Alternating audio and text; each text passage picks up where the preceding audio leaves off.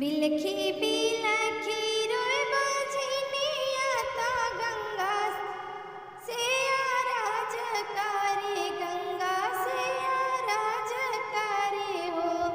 ए गंगा मैया नहीं दिहलू एको बाला कावाता जितिया हम कैसे भूखी हो। ए गंगा मैया नहीं दिहलू एको बाला का वाता जितिया हम कैसे भूखी हो। केहू के दिहलू दुए चारि त केहू के 10 5, केहू के 10 5 हो।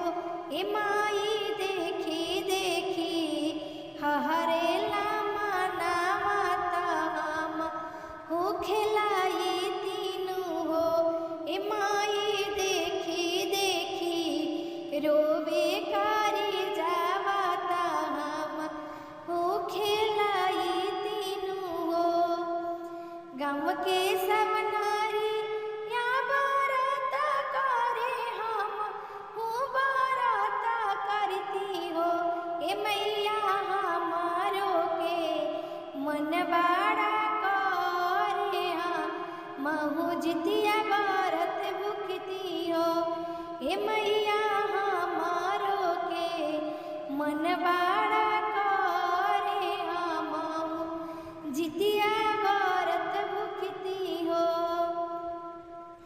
बाजन के पुकार सुने गंगा मैया धरती पर आवेली, धरती पर आवेली हो। मैया आई के पुछली अखिया लोरावाता, माथावा पे हाथ फिरली हो। मैया आई के पुछली अखिया लोरावाता, माथा वाप हाथ फिरली हो। चुप हो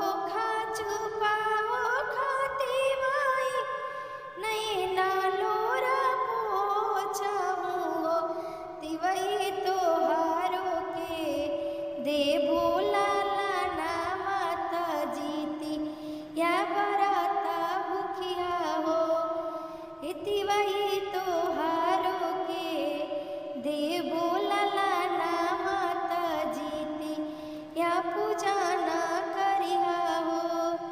बिलखी बिलखी रोवे बजनिया ता गंगा के आरार पर हो।